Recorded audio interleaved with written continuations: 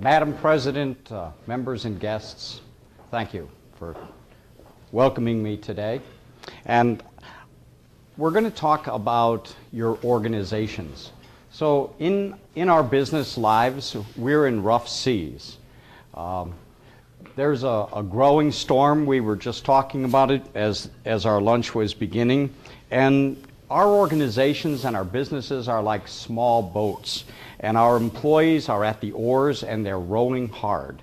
The question to ask is your organization on course? Or, are you moving forward, or are you adrift and taking on water? And when a lifeline is thrown to you, are you and your employees and staff going to be able to notice it, to focus upon it, and to catch that lifeline when it's thrown to you? The kinds of changes that we're facing, that if we need to be able to know what to focus on and how to adapt to change, because things are changing so rapidly, and it can make the difference between the life and the death of your organization. So let's look first at your customers, because your customers, the people who support you, who you're serving, and I know there's a number of our organizations here today that are nonprofit, and really it's just a terminology change. So there are the obvious apparent needs of our clients. So I'm going to engage with you today. We're going to do this a little bit in like a workshop fashion. So I was talking with Judy yesterday, and we were talking about maybe we could talk. Judy, would you be able to engage with me a little bit here? Sure. Okay. John? So Judy, tell me, you're in the real estate business. I am. So what do you sell? Houses. You sell houses. Property. You sell property and houses. And buildings, right. So, but why do your customers buy it? What is the need that's fulfilled when your customers buy a house or a building? Shelter. Right. So that's the obvious need. There's the obvious need, the apparent need, and then there's more hidden or subtle or less obvious needs. And so some of those are the kind of house that we live in. Sometimes, we don't want just a rectangle house, Maybe we want a split level. Maybe we want something that's got some fashion. Or maybe one of the important things in the house that we buy are the windows energy efficient? How practical is this house? What kind of heating system is in this house? So these are some of the more subtle needs that need to be addressed. And what I'd like to propose to you today is that we need to be more and more focused on those hidden, subtle needs of our customers and how they're changing, because they have been changing. So tell me a little bit, Judy, is there something that you've noticed in the last couple of years, or that you're noticing today, or that you're anticipating about how some of those more subtle needs may be changing? And one of the things with real estate these days is the kind of mortgage. It's not just the house. It used to be just all about the house and the mortgage was incidental. Oh, well, we'll figure that out. Now it's got a lot to do with the kind of mortgage you're going to get. And, it's better be a fixed rate mortgage. No more ARMs. So these are some of those kinds of more subtle in the importance of these changing needs. So we're going to talk today about 5 factors that I think are of critical importance to have a good survival strategy in these kinds of economic times. And the first one we're going to talk about is where you are in your situation. And there's 3 aspects to your situation. There's your personal situation, there's your business situation, and then there's the industry that you're in. Okay, so that's the first block that we're going to look at. And then we're going to look at the customers, because the customers are really the focus of today's talk. But there's other contributing parts here. The next, after we talk about customers, we're going to look at your products and services and the delivery method that you use to provide those goods and services. And then we're going to talk about your staff, because it's your staff that's doing the delivery. And they have to be carrying the ball. It's not just you with assistance, or let's hope not. And then the last, we're going to wrap it all up by looking at how you can measure and evaluate the performance of your staff and how your organization really moves as a moving organization and not just the broken down parts that we're going to first consider. So first, let's look at your situation. We talked about your personal situation, so you might take your paper and pencil and jot down age. You know, are you early in your life? Are you 30? Are you 60? Are you at the beginning of your business career, or are you getting ready to retire? That's something that you want to take a look at, obviously. The next the next thing is going to be your family situation. Are you married? Are you single? Do you have children? Are there children in the house that you're still supporting? Are they at college? You know, what are those kinds of situations? You can take a look at your personal savings. Do you have money tied up in real estate? Is it a 401k? Has it just, you know, been affected by the stock market? So you've lost 20 to 50% of that 401k? What's your personal savings and how has that changed? And how is it changing? Are you in a cash position? Are you locked in with long-term CDs? Exactly, take a look at that. And then the next thing is your health and your energy level. Are you full of enthusiasm and are you ready to go? So really it boils down to the metaphor of the sea and the storm that we're in the middle. Are you a strong swimmer? Are you ready for a marathon swim? Are you fit and capable?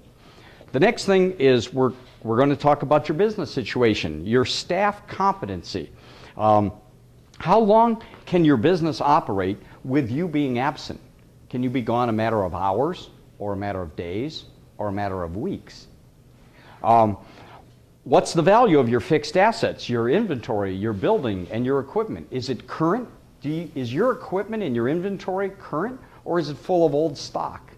So these are things to look at, and your receivables, your payables, your cash reserves, and your credit lines. Because all of these things have been changing and they're going to continue to change. And it looks like it's going to change more quickly. The pace of change is increasing. And to wrap it up, so how seaworthy is your business boat? Is your business boat that you're in, is it ready? You know, you're there at Astoria and you're ready to head west. Is this boat ready for a long voyage? And you've got dark clouds and you listen to the weather predictions and they're saying, you know, heavy storm warnings, and you're casting off your line. Let's go out to sea. So can your business boat survive this voyage that you're on it? But it may be a good time for you to really consider. Maybe it's time to be in port. Maybe it's time to put a fixed date and say, I'm going to retire on X month or X. You know, even if you adjust it, put it in pencil on your calendar. But it's good to know and to fix when you're going to be concluding your career. And is your business going to be going on past you, or are you going to liquidate your business when you stop? So then the last piece here is to look at your industry. Is your industry, is it expanding and growing? Are you in, you know, biotech? Are you in computers? Or is it a mature industry? Or is it an industry that's actually on the decline? And what are you doing to change your position to serve your customers as this industry is changing? So by looking at your personal situation, your particular business, and your industry, you get a good view of where you're at and what's fit and proper for you. Okay, so now we're going to talk about your customers. So if you've made a few notes there, I hope that you have about those situations. And so if you could describe briefly what your typical customer is and distinguish, is your typical customer, is that definition, and with nonprofits, you know, it's who you serve. Who are the typical people that you serve? And then what is your ideal? Because there may quite well be a difference between what your typical customer is and who your ideal customer that you're really geared to serve. And know the difference and know the distance between those two. And I'm sure you have different customers for different products and services. So you don't just have one block and this is your customer. For one group of services, you have one group of people. You know, in United Way, for example, there's single mothers. You know, that's one group of people, and then there's elderly people. So there's all different kinds of people for different services that you're delivering. Now, when we look at the obvious and the less obvious, the subtle needs, if you could jot down on your sheet what you think that, you know, in just a few words, what are those hidden needs and those shifting needs, and make a note about how those needs you may have noticed have been shifting or that you're noticing now. And to think for a moment of how those needs may be changing in the next 2 to 24 months. Because we'll all have to work much more strategically and look at the long range here. Have these needs been changing dramatically, and how is that affecting your sales volume? Because everybody's sales volume, everybody's revenue streams have been dramatically changed, dramatically reduced. Because of the credit situation that's taken place in the last 3 to 6 months, the amount of borrowing has dramatically decreased. And with that decrease, there's a dramatic decrease in purchased services and purchased goods. I heard yesterday the amount of products being imported from China has dropped 43% compared to the last year. In 1 year, 43% drop. That is a huge, huge change. So now let's look at the kind of communication you're doing with your customers. Are you, your very key customers, are you communicating to them your commitment to their very survival? Because as the sales drop, your customers are going to be much more careful in how they're purchasing and what they're purchasing from you. They still have needs. If you look out the window, there's still cars driving up and down the street. People are still eating. There's still a lot of needs to fill. But you're going to need to let your customers know, your best customers, that you are committed to their very survival. And you have to go to their place of business instead of just sitting behind your counter. This is a retail situation I'm going to describe. You know, the person comes into your store, you're sitting there, you say, "May I help you?" They pick up a product, they bring it over, you ring it up and you say, "Thank you very much." You hand them their change and they leave with their product. Those days are fast disappearing. They're almost gone.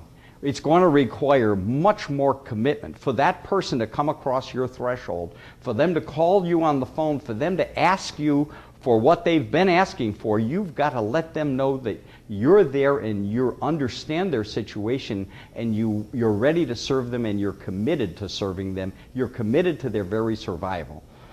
The next step is to look at how you can collaborate with them, how you can meet with them to really talk with them about their needs and how those needs are changing and how you're prepared to make changes to the way in which you're delivering your products, the very products themselves and your services around how you deliver those products. So this gets into what's called value added. And there's, when you look at the features of a product and you look at the needs of a customer, you have to match those features of the product with the needs of the customer, and they need to be matched perfectly, or as perfectly as you can make them. And then you need to be anticipating. You need to know what your customers are going to be needing before they know it, because you've got to be prepared to communicate to them before it's even come conscious to them, so that you're anticipating their needs, so that you can be communicating to them how you're a leader in your industry and you're ready and you're eager to serve them. So it's out of that knowing your products and services, knowing the delivery, and then how can you communicate with those people, with those customers, and how are you ready to adapt to their changing needs. So it's not just you though. I mean, I keep saying you, but it's not you. You're all part of organizations. And there's a difference between leadership and management. You know the difference when you feel the difference when someone is leading and when someone is just managing. So this is what we were talking about earlier about do you just have assistants? Who's the most important person in your organization? If it's you, you've got a big, big problem. It can't be you. You, as the leader of your organizations, you need to be less important. An organization is inversely, the value of an organization is inversely proportional to the importance of the leader. It's got to be that staff. And how can you engage your staff in solving the customer satisfaction puzzle? And how can you look at ways that you can champion with them and celebrate with them making their jobs easier? A lot of people, a lot of business owners are like, they complain about their employees who cut corners. How can you celebrate your employees cutting corners in such a way that customer satisfaction is increased? Because if you can cut corners, if they can cut corners, that's going to it's going to make their jobs easier. It's going to speed the delivery time, which is going to improve customer satisfaction, and it's also going to improve your margins. So these are all different pieces of the staff puzzle, of how do you inspire and lead your staff so that they're looking at ways that they can better serve the customer and their changing needs. Because it all starts with you in leading, so that you're more conscious, but then communicating and educating and training your staff so that they're more conscious of the changing needs of customers, and that they're noticing it as the customers are giving them buying signals. It's called buying signals. And the employee are just turning that service just a half a notch to better fit that need, that customer need. And any way that you can celebrate with your employees them innovating like this is going to improve your team performance and improve the customer satisfaction and improve the profitability of your organization. So as you're making these kinds of commitments to your customers, these kinds of promises, these kinds of communications, and looking at how you can serve them and how you can add value. For example, adding value, Head Start. Head Start, I'm sure you have staff who go to people's homes, right? Now, that is a big, big customer service advantage. United Way, probably you may not be able to do that like Head Start does that. The school district, the students come to the schools. The school district doesn't go to the homes. So that's an example of a value-added feature. But each one of us in our organizations can look at how can we add a value? How can we add something on top of what we're already giving them? And by giving them something extra at no additional charge, or the amount of value that you're adding is 5 times more than the increase in price. You give them a little bump in price, but you give them 5 times the value, and they're surprised. So by doing this, you create what's been called customer lock-in. Customer lock-in. And lock-in, I use the term lock-in, and it's like a little bit of a startling term. But it's not the kind of a lock-in that once they're locked in, they're locked in. No, sorry. But what lock-in means is the customer is thrilled with your products and services and how you're delivering them, and your attention to them personally and their detail, and your staff, how they feel when they walk through your door. So when a customer runs an ad, or when a competitor runs an ad, and they look at that ad, they're like, so what? They don't care, because they're pleased with you. and they're only going to do business with you. They are locked in, at least at that moment in time, they're locked in. This moves towards advocacy, where your customers actually become advocates, and they talk about you. And it leads the next step to what's called prosumers. You know, you have consumers. Well, now there's prosumers. And these are people who are so they are so much in favor of the services that they're getting that they promote you. Some examples of these are people who love Macintosh computers, for example, you know, iPods, that when they get this new, iPhone or whatever it is that they buy, Sony has that kind of brand recognition also, that they want to tell their friends, look at what I got, you know. They're going to show it off, and then they're going to show, look at these neat features. It's like a person doing a sales demonstration for you, but it's your buddy.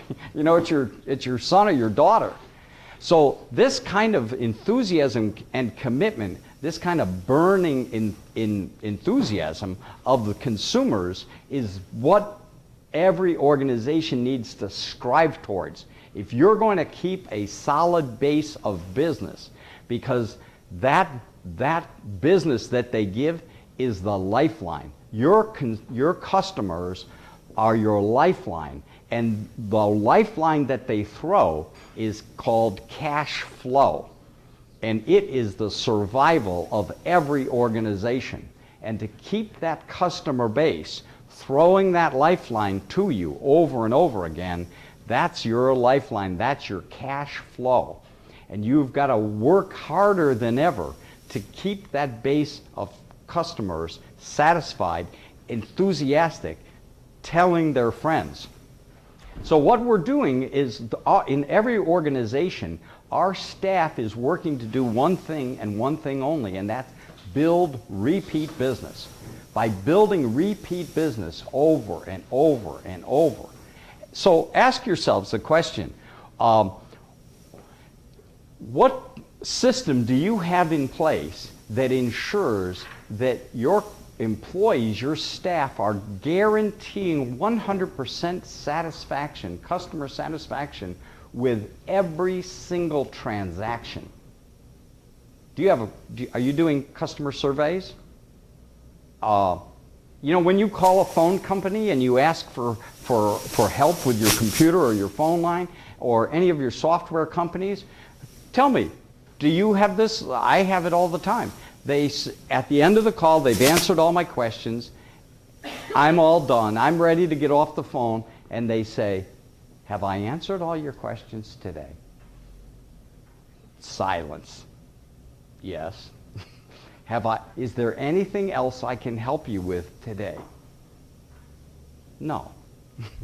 Thank you very much. Would it be all right if I sent you a customer satisfaction survey? Yes. That's 100% customer satisfaction with every single transaction. And we need to be looking at how to do that, to maintain that base of business as the economic storm unfolds. When your customers, your good customers, refer you, are you making your best customers proud when they refer you? Because think about it, when you refer a business, you then wait.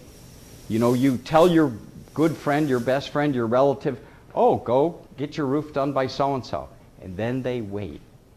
They wait and they listen. And as they do that, then it's up to you, by God, to deliver the kind of service that's going to make them proud. So that when they come back, they say, yes, we got our roof done, and it was wonderful. They picked up all the nails. There was no mess around. The roof looks beautiful. Come out, let me show you the roof. This looks great. I'm so happy. And then that customer who referred goes, okay, And what has just occurred then is you have more advocacy. You have more customer lock-in. You have more of the prosumer, because that person is going to refer you again and again and again, and they're going to continue to do business with you again and again and again. So what we've talked about today is we've talked about 5 main things. What is your situation, both personally in your business and your industry? We talked about your customers and their changing needs and their obvious needs and their subtle needs, and how your customers are different for the different types of products and services that you deliver. And then we talked about your products and services and the delivery methods that you have for doing them, and looking at them and outlining that out so you can study it. And then we talked about your staff and how it's up to your staff to deliver your products and services, and for them to notice those subtle changes, and for them to satisfy customers. And then wrapping it all up in measuring the effectiveness of your staff in building repeat business. And as the leaders in organizations, you have to step back far enough that you can really watch your organization run and monitor how it's running, and have the systems in place that you can measure that performance so that you can make changes to it.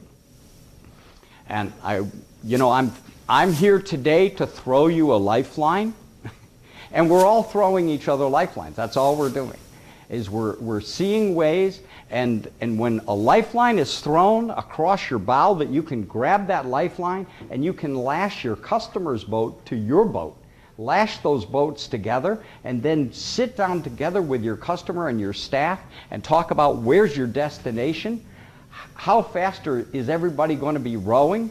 Some of the staff may have to have their rations cut. Everybody may have to have their rations cut, because it's, how many days is it going to take to get there? How much rations, how many of us are here? And you got to figure it out and work together to arrive safely at your destination. Thank you very much for your attention this morning.